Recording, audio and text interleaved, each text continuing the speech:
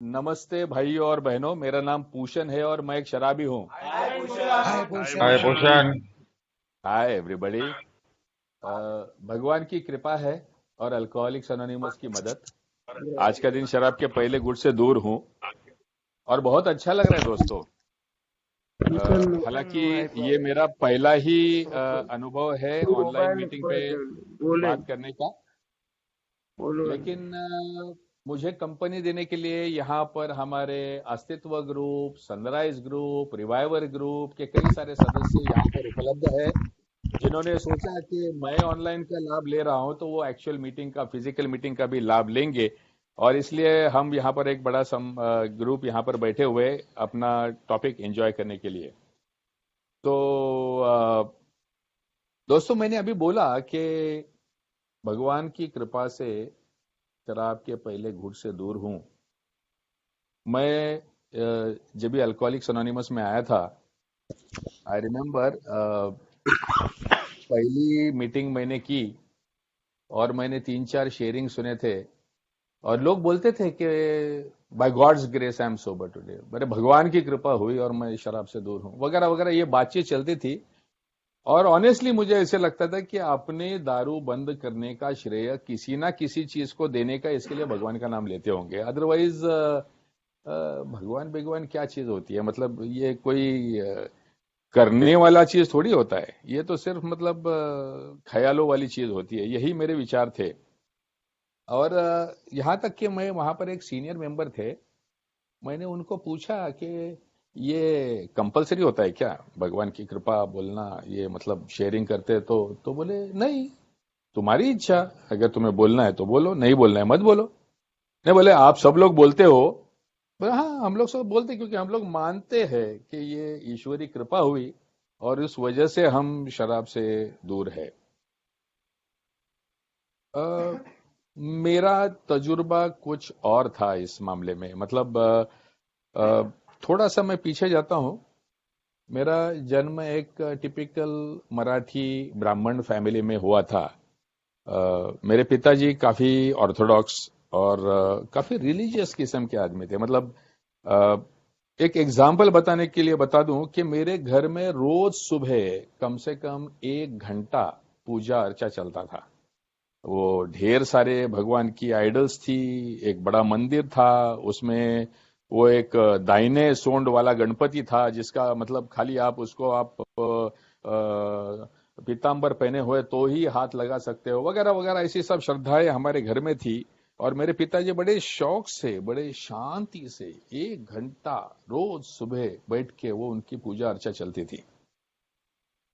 कभी कभी मैं भी जाके उनके बगल में बैठ जाता, लेकिन ये सब मेरे समझ के बाहर की बात थी। मेरे पिताजी ने, मेरे माताजी ने मुझे अपने तरीके से अपनी रिलीजन समझाने का पूरा प्रयास किया। उन्होंने मुझे कुछ मंत्र तंत्र वगैरह याद करवाए। कुछ पूजा होती थी, हर सांझ को ये पूजा बोलनी होती थी। जब दिए लगते हैं तो एक पूजा होती थी, जब दिए बुझते हैं तो एक अलग पूजा होती थी, वगैरह वगैरह। यानी मैं पूरा एक प्रेयरफुल वातावरण में मेरा बचपन था। लेकिन ऑनेस्टली ना मैंने कभी भगवान के बारे में सवाल पूछा माँ बाप को, ना कभी उन्होंने जरूरी समझा मुझे इस बात को समझाना। इसलिए मैं आज जब पीछे मुड़ के देखता हूं तो I was following a lot of rituals, यानी ढेर सारी चीजें मैं कर रहा था लेकिन बिना समझे। हाँ, आई रिमेम्बर एक दफा मैं स्कूल में से जल्दी भाग आया था। हम लोग कुछ खेलने गए थे और वहां से दोबारा स्कूल में जाने के बजाय मैं घर पे भाग आया था।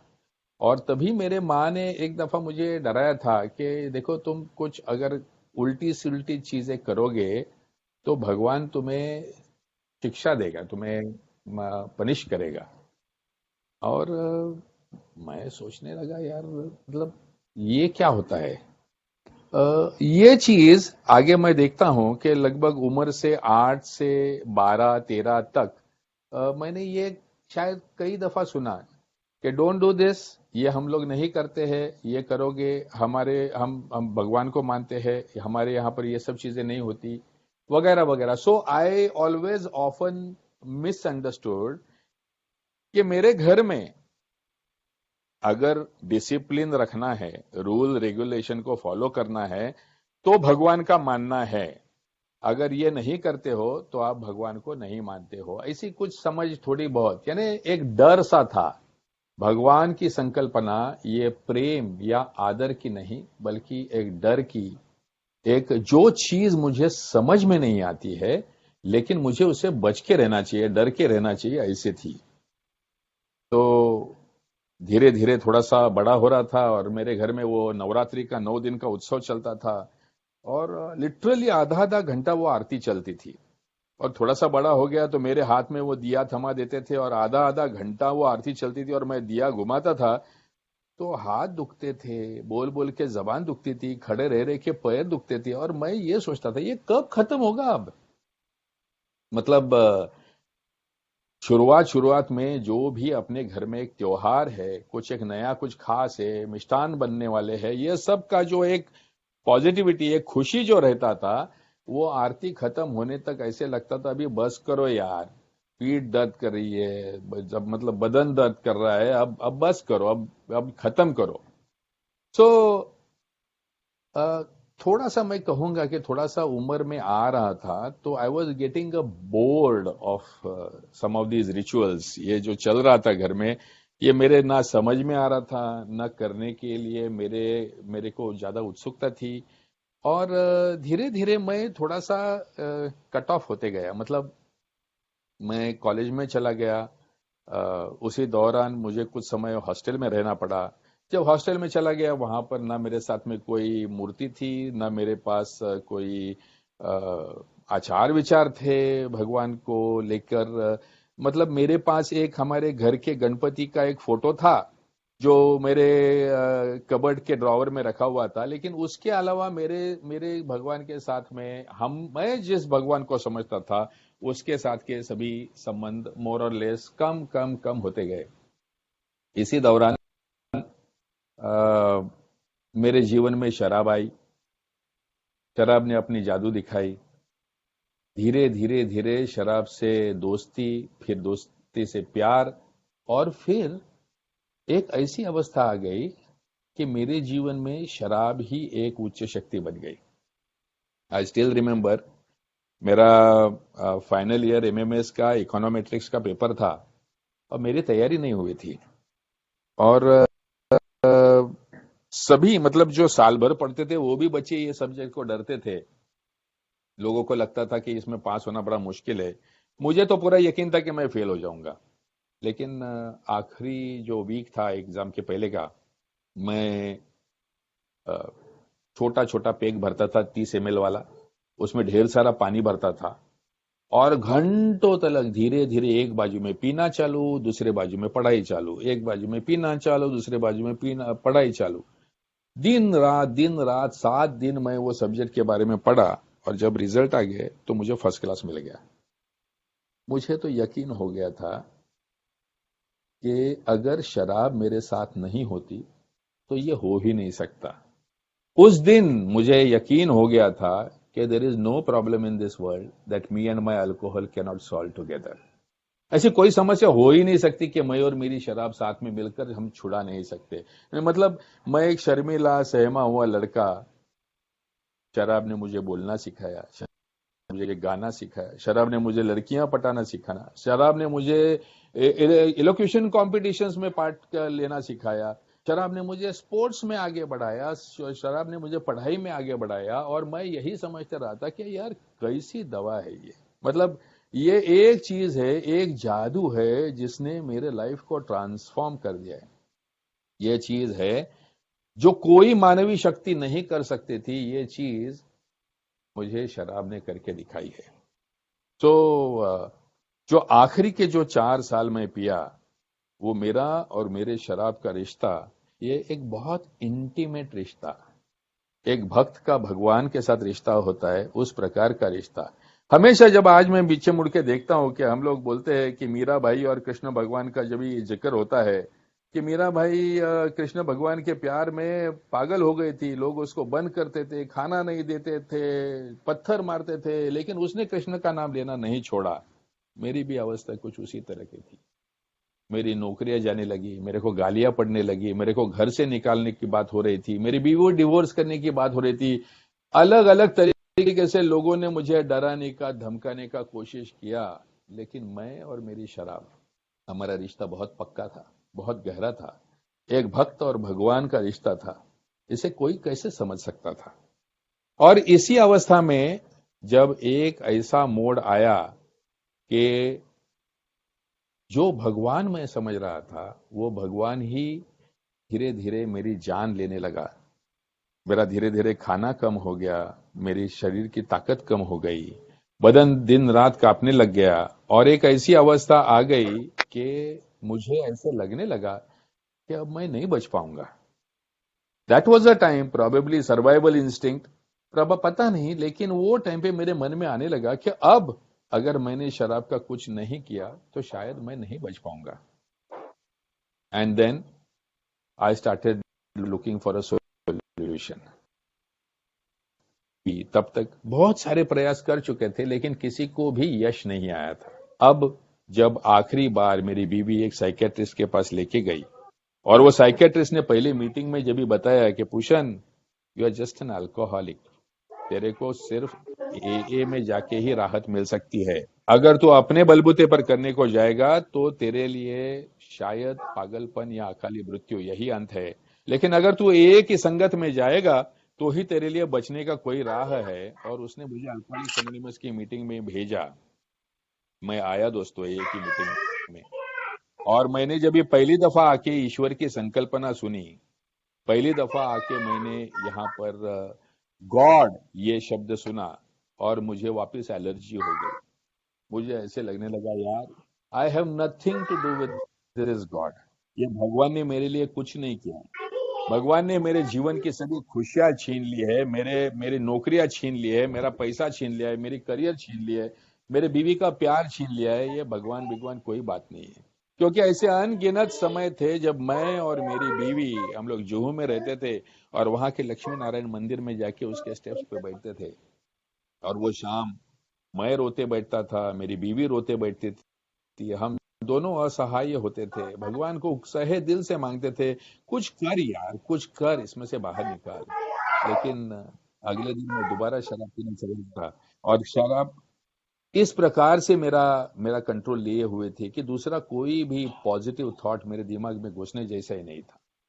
दोस्तों, धीरे धीरे धीरे ए में आने के बाद मेरी शराब बंद हो गई। 15-20 दिन चले गए, महीना चला गया, और मुझे दिल्ली में एक मेरे कंपनी का ब्रांच ऑफिस खोलने के लिए जाने का मौका आया।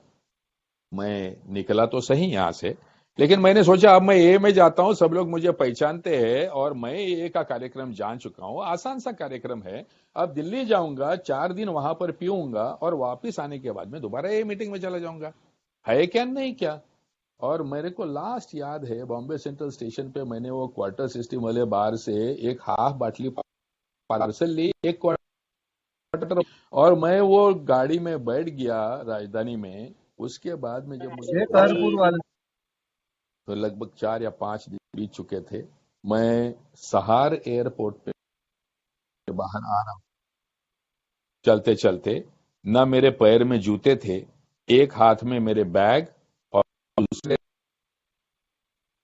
हाथ ट्रिपल एक्स घोड़े की आदत था। मुझे समझ में नहीं आ रहा था कि मैं कहां हूं, और सडनली डर गया। मुझे एहसास हो गया कि शायद मैं मर जाऊंगा, अब मेरा बचने का कोई गुंजाइश नहीं है। बहुत डरा हुआ था, बीवी को बोला उठा मुझे और किसी ना किसी रिहैब सेंटर में डाल दे, और मुझे उठा के एक रिहैब सेंटर में डाला गया। दोस्तों, पहला हफ्ता 10 दिन तो वहां पर मैं अपने आप को पनिश करने में लगा था कि मैंने ऐसे कैसे कर लिया, अपने हालात ऐसे कैसे कर लिए, मैंने ऐसा क्या किया था कि मुझे ये सब सहना पड़ रहा है, क्या किया था कि ये सब भुगतना पड़ रहा है। लेकिन दोस्तों, एक हफ्ते 10 दिन के बाद थोड़ा शांत हो गया। एक दिन ऐसे ही एक खंबे को टेक के बैठा हुआ था, थोड़ा सा डिप्रेशन में था। और मेरा काउंसलर आके मेरे को पूछा, यार क्या पूछन मुंह लटका के बैठा हुआ है, क्या प्रॉब्लम है तेरे को?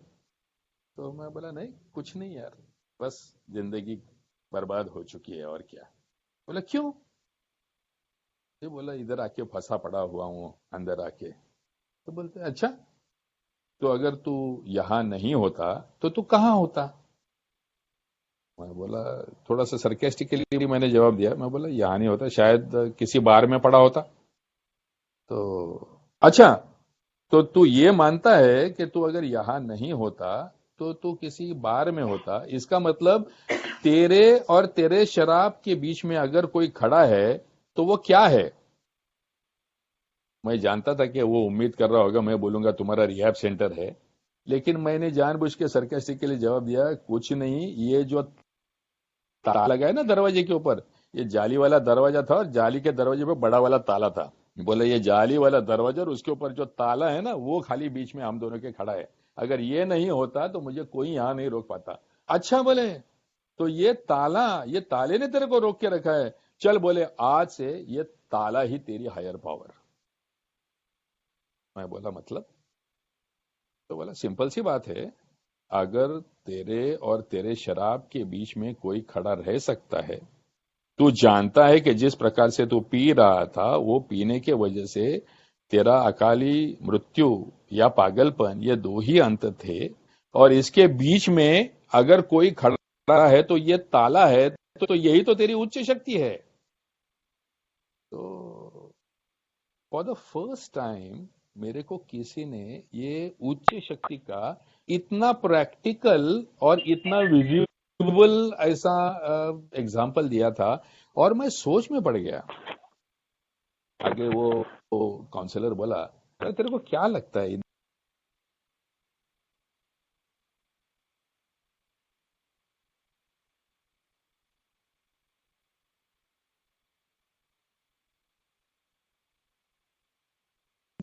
कि जब तक तेरे मन की दीवारें इतनी बुलंद नहीं होती है कि तेरा पीने की इच्छा तेरे को उसमें से बाहर लेके नहीं जा सके, तब तक हम लोग तेरे को यहाँ रोकेंगे। आज मन कमजोर है, इसके लिए तेरे को ये बनावट, ये जो सीमेंट की दीवार है, इनकी जरूरत है। कल जब तेरे मन की दीवारें पक्की हो जाएगी तो तेरे को इन दीवारों की जरूरत नहीं पड़ेगी, तेरे मन की दीवारें तेरे को बचा सकेगी। ये एक नई संकल्पना उसने दी मुझे, और मैं ये संकल्पना के ऊपर विचार कर रहा था। धीरे धीरे धीरे धीरे धीरे मेरे मन में उच्च शक्ति, मेरे से बढ़कर जो भी शक्ति है, इसके बारे में विचार मेरे थोड़े बहुत क्लियर होने लगे। वहां पर इनपुट सेशंस में वो फादर जो परेरा हमेशा बोलते थे कि बोले तुम इतने कमजोर हो कि तुमको अगर कोई 5 मिनट सांस रोक के बैठने को बोले तो तुम सांस भी नहीं रोक सकते हो। तुम ऐसे कमजोर व्यक्ति हो कि तुम्हारे को अपने शरीर के ऊपर कंट्रोल नहीं है, अपने विचारों के ऊपर कंट्रोल नहीं है, तुम क्या किसी पावर की बात करोगे? तो हर वो चीज जो तुम्हारे बाहर है वो तुम्हारे से उच्च ही तो शक्ति है। तुम ना किसी के विचार तुम्हारे प्रति बदल सकते हो, ना तुम किसी की कृति बदल सकते हो, तुम सिर्फ अपनी कृति बदल सकते हो। इसके अलावा कोई भी चीज नहीं है जिसके ऊपर तुम्हारी पावर चलती है।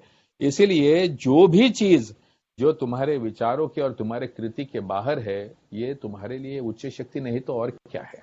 तुमसे तो बढ़कर ही है।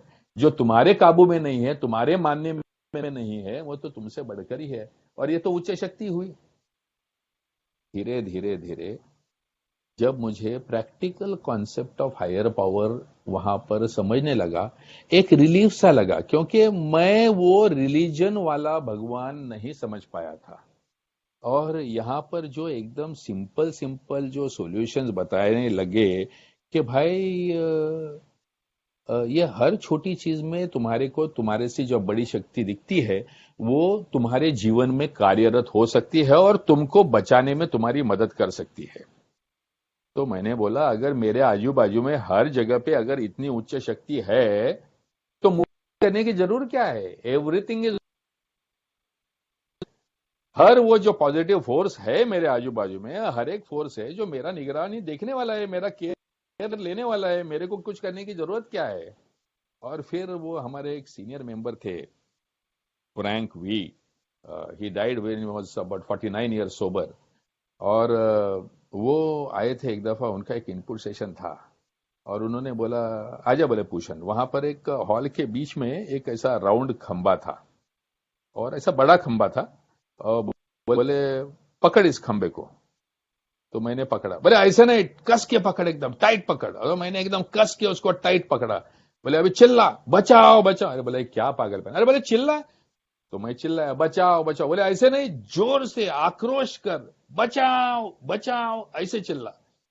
तो मैं भी अपना पूरा गला फाड़ के बचाओ बचाओ करके जोर से चिल्लाया। बोला क्या हुआ। बोला होना क्या था, खंबा मैंने पकड़ के रखा था, मैं छोड़ूंगा तो ही छूटेगा। बोला प्रिसाइजली, एक्शन तुम्ही को लेना है। अगर तुम निर्णय लेते हो, तुम एक्शन करते हो, तो सपोर्ट तुमको बाहर से मिलेगा, प्रेरणा तुमको बाहर से मिलेगी। You have to act. So that was one big message that Frank left, कि बॉस, एक्शन तेरे को लेने का है, रिजल्ट जो भी होना है वो तेरे हाथ में नहीं है। ऐसे ही धीरे धीरे धीरे वहां का स्टे खत्म हो गया, और वहां से डिस्चार्ज होने के टाइम पे मुझे सलाह बताई गई कि देखो, अ, तुम बाहर जा रहे हो, अगर अल्कोहलिक्स एनोनिमस की मीटिंग में जाओगे तो बचोगे, अगर नहीं जाओगे तो आई वॉज टोल्ड, मेरा काउंसलर जो था उसने बताया कि देखो पूषण, तुम इतने ईगो सेंट्रिक हो कि अगर पियोगे तो यहां वापस भी नहीं आओगे, you will choose to drink and die, but you will not come back here. So please go for AA meetings. And I started going for AA meetings. I came back. धीरे धीरे मीटिंग्स में जाना शुरू कर दिया मैंने, और वहां पर मैं अलग अलग शेयरिंग सुनने लगा। मैं देखता था कि कुछ लोग मीटिंग में आते समय दरवाजे को हाथ लगा के नमस्ते करते हुए अंदर आते थे, नमस्कार करते हुए अंदर आते थे, और मैं सोचता था कि इनको कहाँ भगवान दिखाई दिया, मतलब कोई मदर मेरी का कोई आइडल है यहाँ, या कोई कौन सा भगवान दिखाई दिया। लेकिन मुझे जल्दी समझ में आया कि वो उनके मन में मीटिंग के प्रति ही इतना श्रद्धा है कि वो मीटिंग रूम को ही नमस्कार करके अंदर आते हैं, बड़े भावुकता से अंदर आते हैं। और मुझे मुझे समझ में आ रहा था कि उनको उनकी उच्च शक्ति ये क्लासरूम में दिखाई दे रही है। फिर ए में मैंने कई सारी संकल्पना सुनी, बिग बुक में पढ़ा कि बिजली का करंट तुमको दिखता नहीं है, लेकिन बटन चालू करने के बाद में लाइट जलती है। बस उसी प्रकार से कई जगह पर ईश्वरी आपको करतूत दिखाई देती है, साक्षात्कार दिखते हैं, जो हो रहा है वो दिखता है, उसको करने वाला दिखता नहीं है, बट तुमको मान के चलना पड़ता है क्योंकि तुमको रिजल्ट दिखते हैं। तो धीरे धीरे मैं अलग अलग टाइप की संकल्पनाएं सुन रहा था। एंड मैं रियली स्पीकिंग कंफ्यूज था कि जो यहां पर कहा है, कि जो दूसरी पायरी में कहा है कि उच्च शक्ति की अपनी संकल्पना बनाओ, तो मैं नहीं जानता था कि मैंने कौन सी संकल्पना रखनी है। मतलब मैं अपने घर के जो भगवान का घर था वहां जाके देखता था, तो वहां पर कई सारी मूर्तियां थी। तो मैंने सोचा कि क्या मैं गणपति को भगवान मानूं, तो व्हाई नॉट, मतलब लेकिन कल अगर मैं सचमुच दारू पीने के लिए निकल पड़ता हूं, तो क्या गणपति जी आके मुझे रोकेंगे क्या दारू पीने से? तो ऑब्वियसली नहीं रोकेंगे। तो फिर मुझे कहीं ना कहीं मेरा इंटेलेक्ट और मेरी श्रद्धा रखने की इच्छा, इन दोनों के बीच में कॉन्फ्लिक्ट होते दिख रहा था। और मुझे याद आता था कि फादर जो परेरा हमेशा बोलते थे कि the 12 step program is nothing but a journey from self centredness to God centredness. वो बताया करते थे कि अगर तुम्हारे मन में तुम अपने कभी भी कोई भी संदेह रहेगा, तो अपने आप को एक सवाल पूछो कि ये जो कुछ भी मैं करने जा रहा हूं, इससे किसका फायदा होगा। अगर जवाब यह है कि सिर्फ मेरा फायदा होगा, तो ये सेल्फिश थॉट है, दिस इज सेल्फ विल। और अगर मैं जो कुछ करने जा रहा हूं इससे औरों का फायदा होगा, तो समझ के चलो कि ये गॉड्स विल। तो ये एक सिंपल तरीका उन्होंने बताया कि just think about this, meditate on this, and you will probably find your answers. तो I was a little confuse कि मैं एक उच्च शक्ति की कौन सी संकल्पना को मन में लेके चलूं। और हाल ही में अभी अभी मुझे ये पता चला था कि मेरे से बाहर की जो भी शक्ति है वो उच्च शक्ति है। मतलब मैं इतना कमजोर इंसान हूं जो अपने सांस पे कंट्रोल नहीं कर सकता, जो किसी अन्य बाहरी वस्तु पे कंट्रोल नहीं कर सकता। तो सभी शक्तियां तो मेरे से उच्च ही शक्तियां है। तो ये सब नए विचार, नए थॉट्स ये मेरे दिमाग में चल रहे थे। और इस दौरान मेरे फादर इन लॉ से एक दफा मुलाकात हुई। और मैं पीने के दौरान उनको मेरे पीने की वजह से बहुत तकलीफ हुई थी। यहाँ तक कि मेरा पीना बंद हो इसके लिए उन्होंने एक भागवत सप्ताह की पूजा अरेंज की थी। और वो पूजा में भी मैं पूरी तरह से पी के मतलब मिसबिहेव किया था। और उसके बाद में वो मेरे से बात नहीं कर रहे थे। और सोबराइटी की शुरुआत होने मेरा थोड़ा सा नॉर्मल होने के बाद अमेंड्स करने के चक्कर में मैं उनके साथ में दोबारा बातचीत कर रहा था, उनको बताने की प्रयास कर रहा था कि मैं अभी कौन से कार्यक्रम पे हूं, मैं अभी क्या कर रहा हूं, अपने जीवन में कैसे बदलाव ला रहा हूं। और मैंने उनको बताया कि ऐसा हमारा ये कार्यक्रम है और हमारी ये ऐसी उच्च शक्ति की संकल्पना होती है। और उन्होंने मुझे पॉइंट ब्लैंक बताया, वो सब ठीक है जमाई जी, लेकिन मैं आपको एक बात बताऊं। बोला बताइए। बोले वो जो आपको ठीक होने के लिए हमने भागवत सप्ताह की पूजा रखी थी ना, बस उसी की वजह से आपकी शराब बंद हो गई। अब पहले तो मैं सोचा कि अब ये कैसे समझो इस बुढ़े को कि यार मैं एक की मदद से, मैं एक आज बीमार इंसान हूं, मेरे को अल्कोहलिज्म हुआ है। अब मुझे ये पूरा ये का फेलोशिप मिला है, इतना खूबसूरत कार्यक्रम मिला है, ये इन सब चीजों की वजह से मैं शराब से दूर हूं। मैं तेरे भागवत सप्ताह की वजह से शराब से दूर नहीं हूं, ये मैं कैसे समझाऊं। और मैं अपने स्पॉन्सर से बात करता था। और वो बोले मेरे को कि तेरे को यकीन से मालूम है क्या कि उनके वजह से नहीं हुआ करके। मैं बोला मतलब? नहीं, बोला तेरी जो समझ है, तेरे को उच्च शक्ति समझ में नहीं आती है, लेकिन जो लोगों को समझ में आती है उनकी उच्च शक्ति की संकल्पना की इज्जत तो कर। बोला तू एक्चुअली देखने को गया तो उन्होंने भागवत सप्ताह की पूजा रखी और उसके हफ्ते के अंदर तू रिहैब सेंटर में भर्ती हो गया, तो उनको तो यही लगने वाला है कि उनकी श्रद्धा फल गई। और शायद वो हो भी सकता है। These are things beyond your understanding and beyond my understanding. So contempt, उनकी श्रद्धा गलत और तेरी श्रद्धा रही, ये ब्रांडिंग करने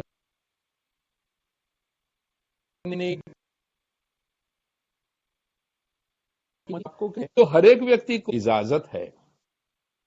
मेरे जैसा व्यक्ति दोस्तों एक हाईली मैनिपुलेटिव, कंट्रोलिंग, मतलब हर सिचुएशन को, हर व्यक्ति को कंट्रोल करने की ख्वाहिश रखने वाला मेरे जैसा व्यक्ति, हर सिनेरियो को मैं ही डायरेक्ट करूंगा, वैसे ही चलना चाहिए, ये सोचने वाले व्यक्ति को किसी उच्च शक्ति को स्वीकार करना आसान नहीं था। किसी भी संकल्पना को मानना आसान नहीं था। और उसमें इतना सारा कंफ्यूजन नहीं, मतलब किसी आइडॉल को मान के चले, या क्लासरूम को मान के चले, कि ए फेलोशिप को मान के चले, कि अपने स्पॉन्सर को मान के चले, या किसको मान के चले।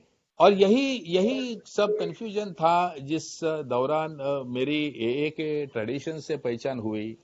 और एए के दूसरी ट्रेडिशन में मुझे समूह की सत्सत विवेक बुद्धि का पता चला कि भगवान मुझे शायद दिखेगा नहीं, लेकिन भगवान की इच्छा मेरे लिए प्रकट कहां से होगी।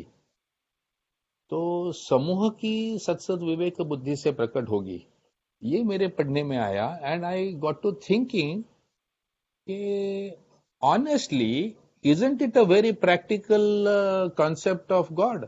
यानी अगर मैं मान के चलूं कि मेरा ये समूह है, ये समूह के सामने मैं कोई भी समस्या रखता हूं और उनकी सत्सद विवेक बुद्धि से, उनके ग्रुप कॉन्शियस से जो मुझे मार्ग मिलता है, वो मार्ग डेफिनेटली मेरे हित का होगा और मल्टी डायमेंशनल थिंकिंग गई होगी, अलग अलग उम्र के लोगों का उसमें ख्याल गया होगा और ये सभी मेरे हित चिंतक है, तो इससे बेहतर मेरे लिए क्या मार्गदर्शन हो सकता है। तो फॉर अ वाइल मैं समूह की सत्सद विवेक बुद्धि, ये मेरी उच्च शक्ति की मैंने संकल्पना बना ली और मैंने अलग अलग जगह पे अलग अलग समूह बनाना शुरू कर दिया। जैसा ए का मेरा समूह था, वैसा मैं जहां काम करता था वो काम करने वालों का एक समूह बना दिया। मेरा घर, मैं, मेरी बीवी, मेरा बेटा, ये भी हमारा एक समूह हो गया। तो हर एक जगह पर मैंने अभी एक नया सिलसिला शुरू कर दिया कि जो भी निर्णय लेना होगा, अपने बनाए हुए एक ग्रुप है, वो ग्रुप के सामने सवाल रखने का, पूरे जैसे हमको बताया है कि उसके सभी प्लस माइनस जो मेरे समझ में है सभी बता के और फिर समूह में डिस्कशन करके जो उसमें से जो मार्ग निकलेगा, वही मेरे लिए सत्सत विवेक बुद्धि का रास्ता है, वही मेरे लिए ईश्वर की आवाज है, ये मैं समझूंगा और यही मेरी उच्च शक्ति रहेगी। बस कुछ समय चल रहा था and slowly I was very very happy कि ये मेरा जो नया स्पिरिचुअलिटी का मुझे ये संकल्पना मिला है, ये बड़ा एक्साइटिंग, बड़ा बड़ा इंटरैक्टिव, बड़ा यानी मैं कुछ सवाल पूछूं और मेरे को सामने से जवाब मिल जाए, इसके जितना मतलब आप किसी भी मंदिर में जाके देखो, सवाल का जवाब मांग के देखो, जवाब मिलता नहीं है ना, जवाब फिगर आउट करना पड़ता है। यहाँ तो मुझे मंदिर भी मिल गया, वहां पर मेरे को ईश्वर की आवाज भी सुनने का एक तरीका मिल गया, तो वॉज डैम एक्साइटेड। धीरे धीरे धीरे मैंने बना लिया कि आधी जो दुनिया है, इनको उच्च शक्ति क्या है ये समझ में ही नहीं आया है और हम गिने चुने कुछ लोग हैं ऐसे जिनको एक्चुअली ये उच्च शक्ति, ईश्वरी संकेत वगैरह ये सब चीजें जो है ना, ये हम कुछ गिने चुने लोगों को ही ये मौका मिला है ये सुनने का, ये समझने का, ये सोचने लगा। एंड इस दौरान मेरे पढ़ने में एक किताब आई, नॉन ए लिटरेचर है, इसके लिए नाम नहीं लूंगा, लेकिन एक किताब आई पढ़ने में, उसमें वो मैं पढ़ रहा था, वो जो स्वामी जी थे, ईश्वर की खोज में निकले हुए थे और वो काशी विश्वेश्वर के मंदिर में जाते हैं एक ऋषि को ढूंढने के लिए, कि वो जो ऋषि है वो किसी ने बताया था उनको कि ये आपको ईश्वर का मार्ग दिखाएगा, ईश्वर के साथ मुलाकात करके देगा आपको। तो वो ढूंढते ढूंढते, वो ऋषि को ढूंढते काशी विश्वेश्वर के मंदिर में पहुंच गए। Hello, am I still on? Please carry on. Yeah. Yes. Yeah, am I still on? Okay, तो no, the network is showing a problem. Is it okay? Am I still on? Yeah. Definitely. Go ahead. We are able to hear you. Okay. Okay. So वो काशी विश्वेश्वर के मंदिर में गए थे, उन्होंने वो ऋषि के बारे में पूछताछ की और वहां पर उनको पता चला कि वो ऋषि अभी जो है वो अभी वो मंदिर में नहीं रहते हैं, वो वहां से एक 50 कोस दूर एक जंगल में उन्होंने अपनी कुटिया बनाई। तो वैसे ही ये स्वामी जी मुड़ते हैं और वो ऋषि जी के खोज में जाते हैं, जंगल वगैरह पहाड़ वगैरह क्रॉस करके 50 कोस दूर वहां पर पहुंचते हैं और वहां पर जाके वो ऋषि को मिलना चाहते हैं और वो ऋषि बोलते हैं कि मैं नहीं मिलूंगा तुमसे। मैं तो कहतो तू आमचे पहिलं जरी क्यों नहीं, क्यों नहीं मिलेंगे बोल रहे थे। तो वो बोलते हैं कि भाई क्या चाहते हो तुम? तो मैं ईश्वर को मिलना चाहता हूं। तो बोले तुम ईश्वर को नहीं मिल सकते, जाओ तुम। तो बोले क्यों नहीं मिल सकते हैं, मैं बहुत दूर से आया हूं, आपको खोजते हुए आया हूं, लेकिन मुझे मिलना है। तो बोलते नहीं, तुमको ईश्वर नहीं मिल सकता। तो बोले क्यों नहीं मिल सकता, वो तो बताइए। तो बोलते ठीक है, आप यहां आने से पहले कहां गए थे? बोले हम काशी विश्वेश्वर के मंदिर में गए थे। तो वहां पर जाके विश्वेश्वर का दर्शन लिया आपने? बोला नहीं। तो बोला क्यों नहीं लिया? क्योंकि मुझे आपको आके मिलना था। तो बोले अरे पागल, जहां पूरे दुनिया को भगवान दिखाई देता है वहां पर भी अगर तेरे को भगवान दिखता नहीं होगा तो मेरे पास यहाँ जंगल में आके तुमको खाक भगवान दिखाई देगा। और सडनली ये थॉट ने मुझे जगा दिया कि मैं क्या कर रहा हूं। पूरी दुनिया को एक रिलीजन दिखती है, पूरी दुनिया को जहां भगवान दिखता है वहां मुझे भगवान नहीं दिखता है, और मुझे अपने लिए कहीं और भगवान ढूंढना पड़ता है। और मैं समझता हूं कि मेरी जो अंडरस्टैंडिंग वो अंडरस्टैंडिंग सही है। एम आई डिफरेंट और is the whole world different? धीरे धीरे मुझे रियलाइज हुआ कि बॉस, मेरी जो अंडरस्टैंडिंग है वो बहुत लिमिटेड है, and I cannot afford to have a close mind. I need to keep an open mind.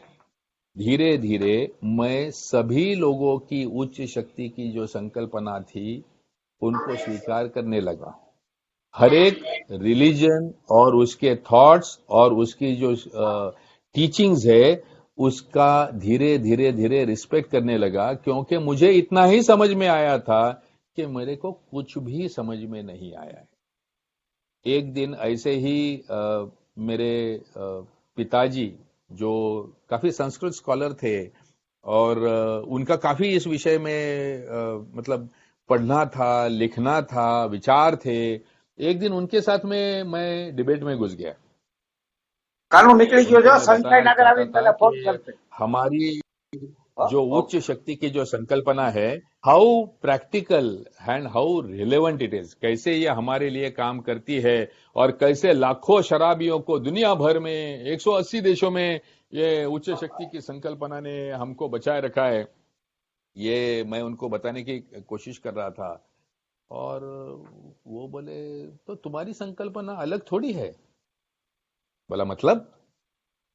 तो बोले हमारे धर्म भी तो यही संकल्पना है। बोले मतलब? देखो तुम क्या बोलते हो कि तुम्हारे बाहर जो भी है, तुम्हारे मन की जो है, वो जो चाहो वो तुम उसे उच्च शक्ति मान सकते हो। यस, बस हमारे यहां पर भी यही सही है।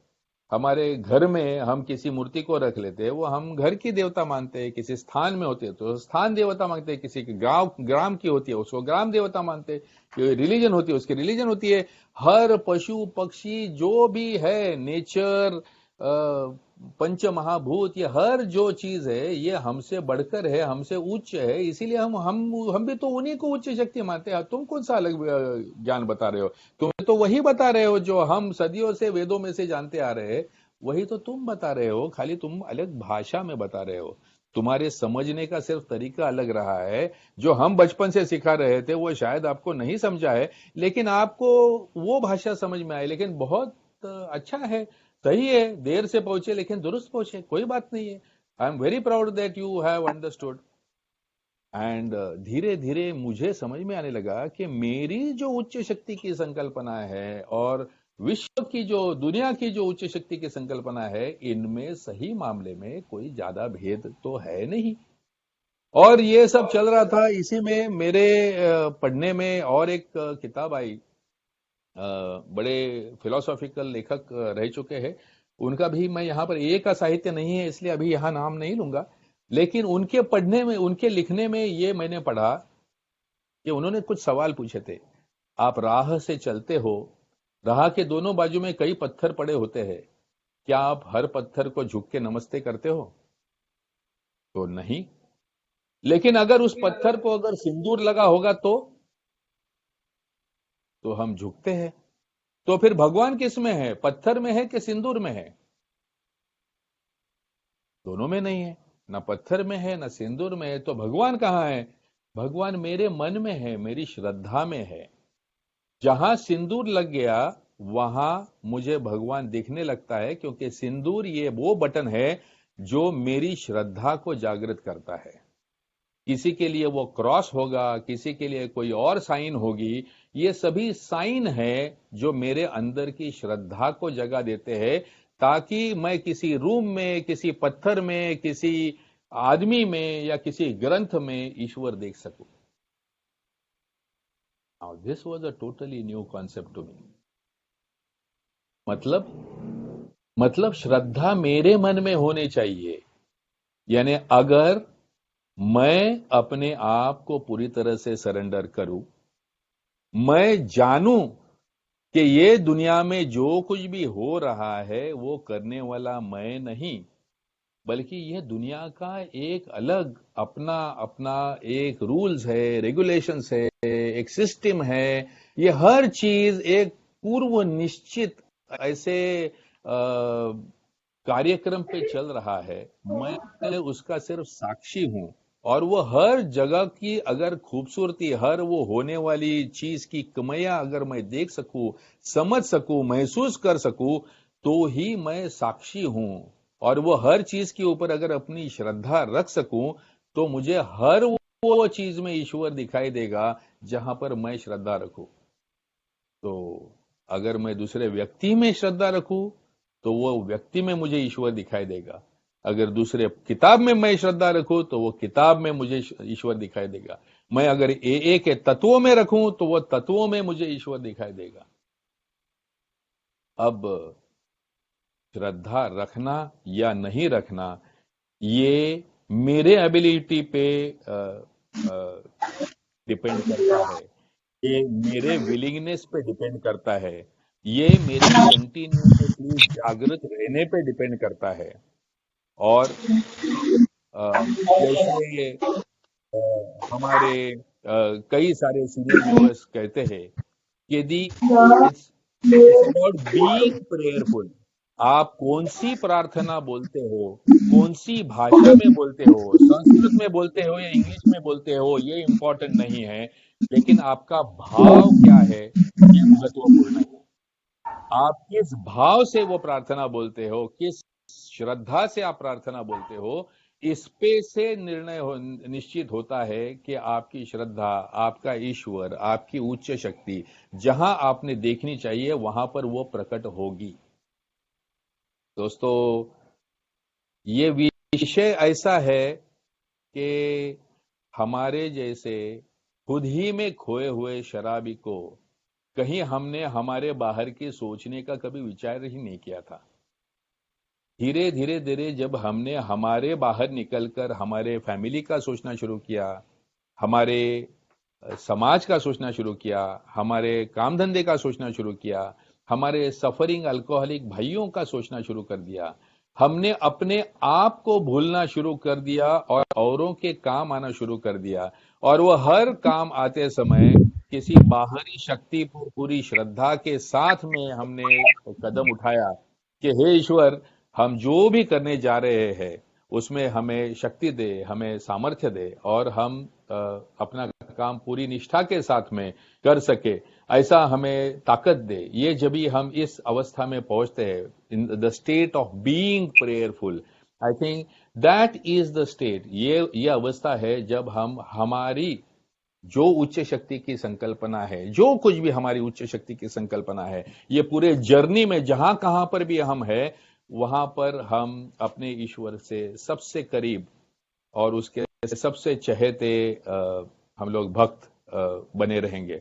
बस दोस्तों, मुझे यही कुछ अपने विचार आप लोगों के सामने कहने थे। Thank you very much for giving me a chance to share.